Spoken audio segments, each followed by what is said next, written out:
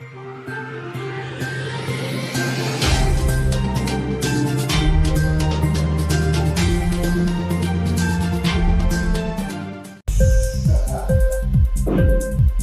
TV prime time news కి స్వాగతం.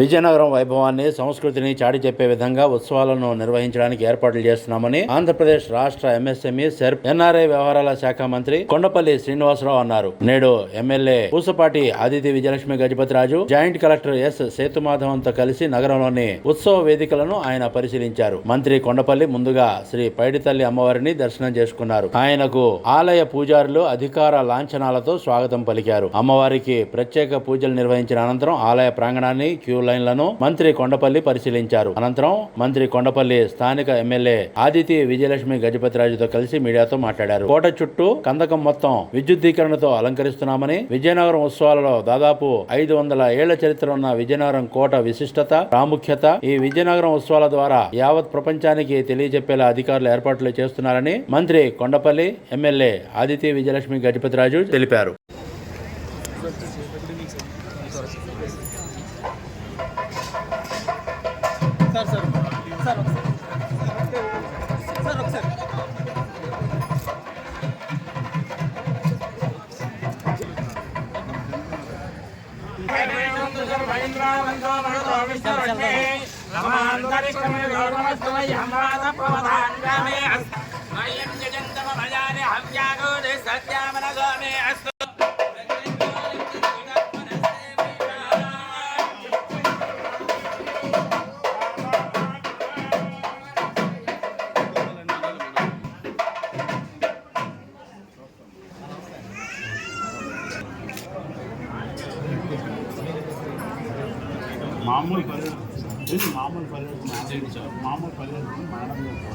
ओम या प्रणेर्याबला पुष्पायाश्च पुष्पने हे बृहस्पति श्री महासरस्वती शिवाय गणपते नमः श्री रत्यान नमः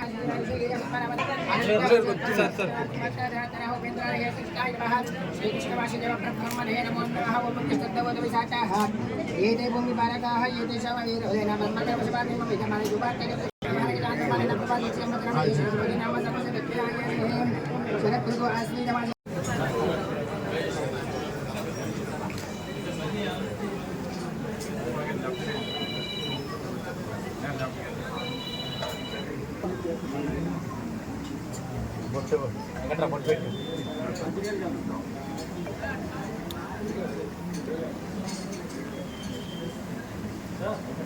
కవర్లో అప్పలాగే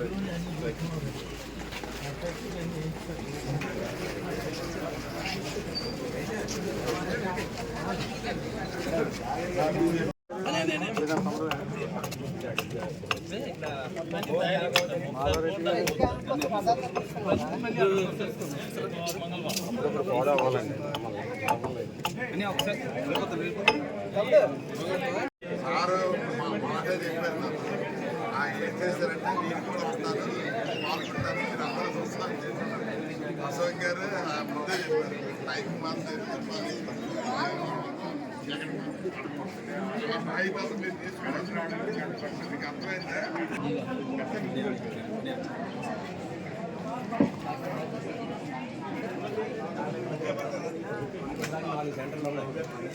మొదటి కానీ చాలా అవుతాయి. వాళ్ళు వచ్చి నేను అమ్మూరికి సంతానం కూడా చేస్తాను. 4 సెంటర్లు వాళ్ళు సంతానం వచ్చి కాలేజ్ మళ్ళీ బ్లాక్ బోర్డ్ కానీ బండి మాత్రం తప్పదు. అలా నిలబెడుతుంది బాగా 2 నిమిషాలు సారు మా మాటే చెప్పారు నాకు. ఆయన ఏం చేశారంటే నేను కూడా వస్తాను పాల్గొంటాను మీరు అందరూ చూస్తాను అశోక్ గారు ముందే చెప్పారు టైం మాత్రం బాధ్యతలు మీరు తీసుకెళ్ళి మీకు అర్థమైందా?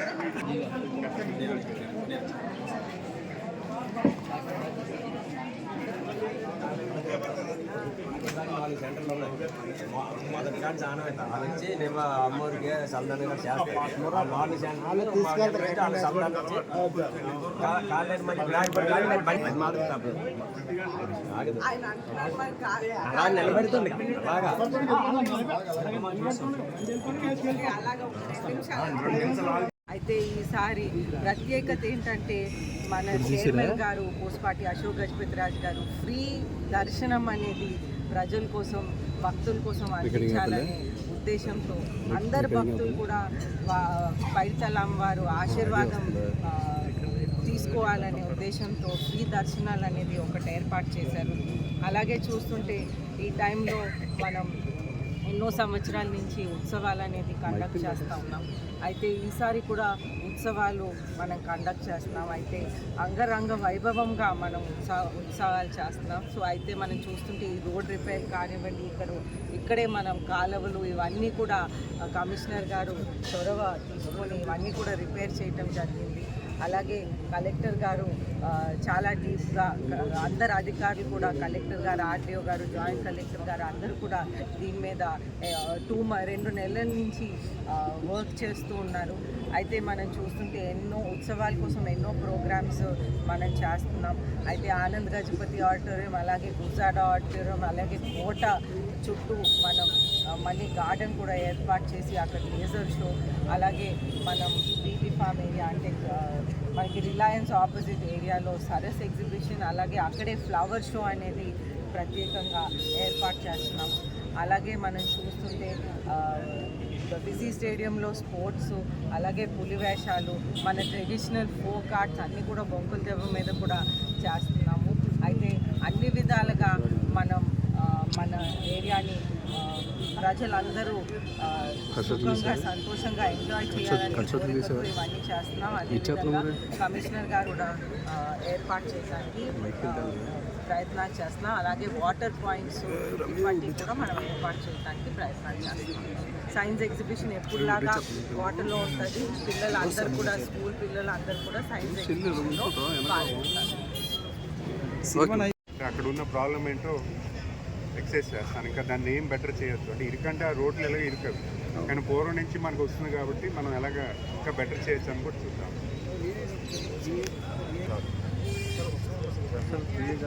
ఉత్సవం కోసం లాస్ట్ 2 days మనం అయోధ్య మైదానంలో కల్చరల్ యాక్టివిటీస్ ఉంటాయి. సంగీత మేళా సేవలు, కళాకారులు, సినీ కళాకారులతో చేయడం జరుగుతుంది. అవి కూడా మేము రెగ్యులర్ అనౌన్స్ చేస్తూ ఉంటే వాళ్ళు షెడ్యూల్ ఎక్కి కొంతమంది కన్ఫర్మ్ చేయలేదు. అంతేకాకుండా ఆనందగఢ్ ఆడిటోరియంలో కూడా సాంస్కృతిక కార్యక్రమాలు, అలాగే డ్వాక్రా సరస్ అని చెప్పి ఇప్పుడు మన ఇండియా నుంచి నలుమూలన ఉన్న డ్వాక్రా సంఘాల తాలూకా ఎగ్జిబిషన్ సెంటర్ ఏదైతే ఉందో అది కూడా లాస్ట్ ఇయర్ చేసాం. ఈ ఇయర్ ఇంకా బెటర్గా చేయమని చెప్పడం జరిగింది. తర్వాత ఫ్లవర్ షో కూడా అక్కడే మార్చాం. ఫ్లవర్ షో కూడా సరస్ యాక్టివిటీ అంటే గతంలో సంగీత కళాశాలలో పెట్టాం. ఇప్పుడు సరస్ ఈవెంట్ ఏదైతే ఉందో డ్వాక్రా సంఘాల ఎగ్జిబిషన్ ఏదైతే ఉందో దాని పక్కనే ఫ్లవర్ ఇది కూడా పెట్టాము.